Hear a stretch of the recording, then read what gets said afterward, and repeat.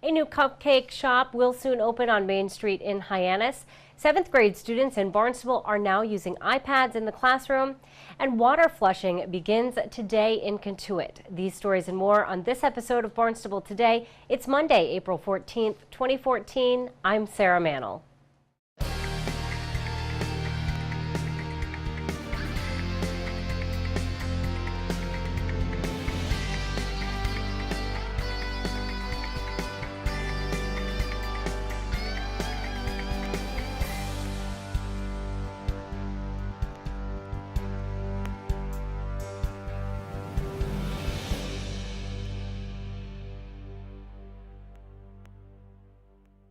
Following a rather harsh winter, the town is getting ready to begin much-needed road repairs. Town manager Tom Lynch says that task will be easier thanks to a $30 million statewide rapid recovery program. They're going to distribute that money under the Chapter 90 formula, and for Barnstable that means about $302,000 that we'll be getting to fix potholes, to do some paving. We can do replacement of signage and things that might have been lost during the winter, as well as road striping and painting. So there's quite a bit of uses for that, and I'll be talking to Dan Santos, our Director of Public Works, to make sure that we can sign this contract that's attached to this letter, get that money flowing quickly. Lynch says the grant will reduce the amount of money coming out of the town's budget for spring road repairs. 7th graders in Barnstable are now using iPads in the classroom. The initiative is the first of its kind within Barnstable Public Schools. Dr. Mary Schakowsky says teachers and students gave her an update last week. We brought all seventh graders into the gymnasium along with their teachers, and it was part of.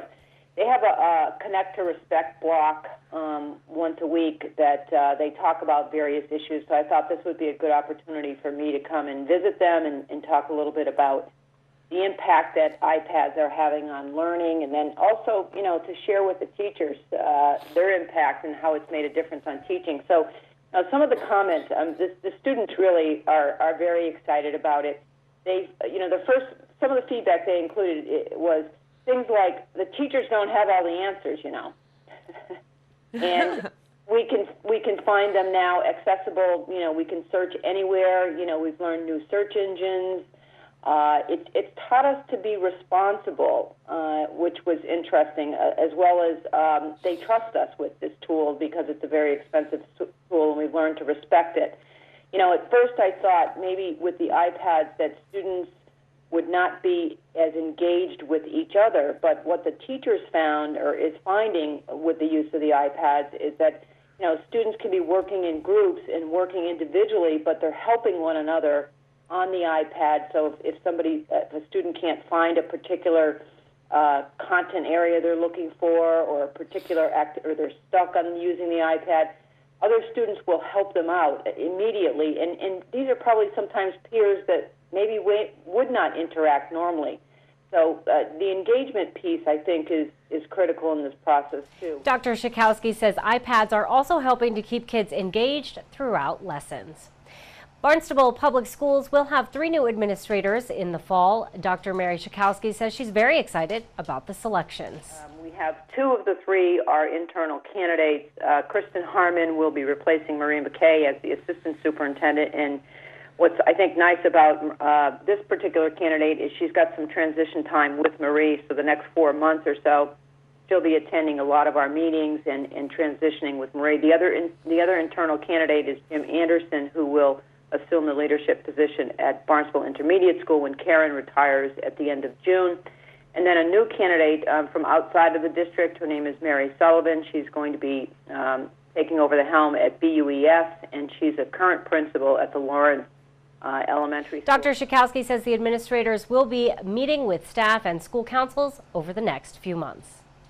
The Comprehensive Financial Advisory Committee will discuss the Barnstable Schools' fiscal 15 operating budget at its meeting tonight. CFAC will meet in the Growth Management Conference Room at 7.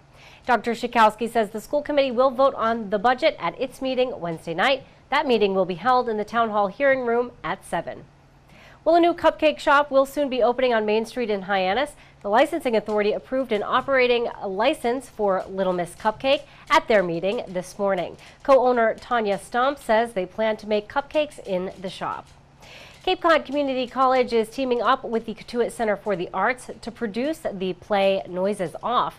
4C's spokesperson Michael Gross says the play is a must-see, and this weekend is the last weekend to see the show.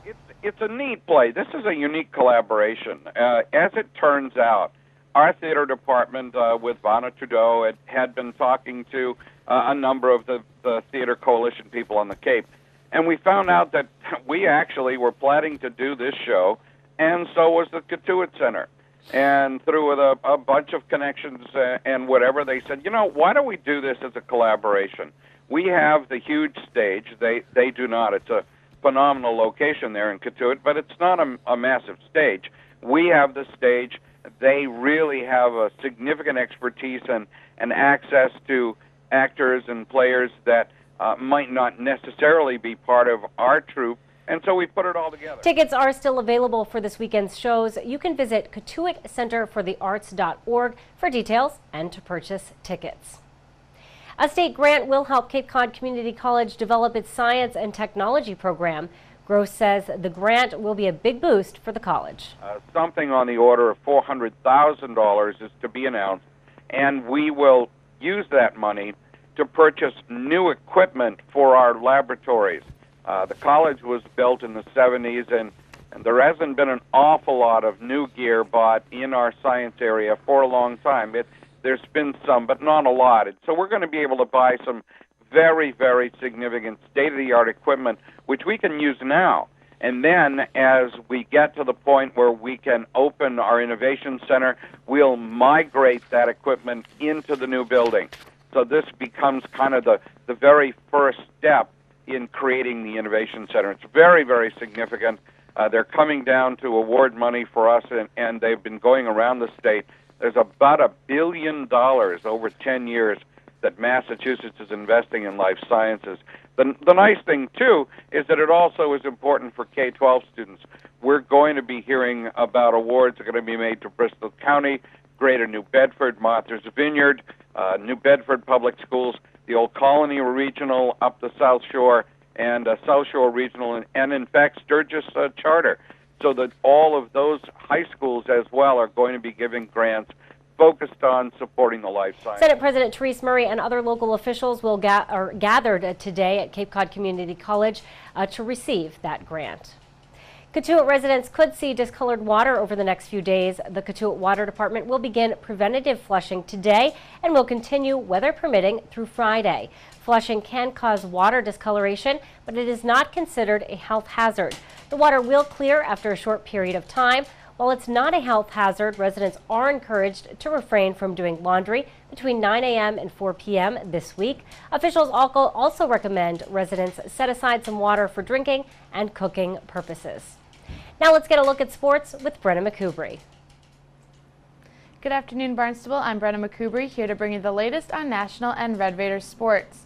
Yesterday, the Boston Bruins had their last regular season game in New Jersey and lost to the Devils 3-2. The Bees start their journey to the Stanley Cup with the best-of-7 series against Detroit Red Wings. The first game is Friday night at 7:30 at TD Garden in Boston. The Boston Celtics have a matchup tonight against Philadelphia 76ers. The Seas will be away in Philly for a 7 p.m. start. As for the Boston Red Sox, ranking 5th in the Eastern Division, they lost to the New York Yankees last night 3-2. Hopefully we'll see a turnaround for the Sox as they travel to Chicago to play the White Sox tomorrow night. First pitch will be thrown at 8:10 and Jake Peavy will have the start on the mound. Taking a look at Red Raiders sports, traveling to Bethel Park School District is the boys varsity lacrosse team for a 5:30 start. Tomorrow at 4, boys JV baseball will be away at McKee Sport Area School.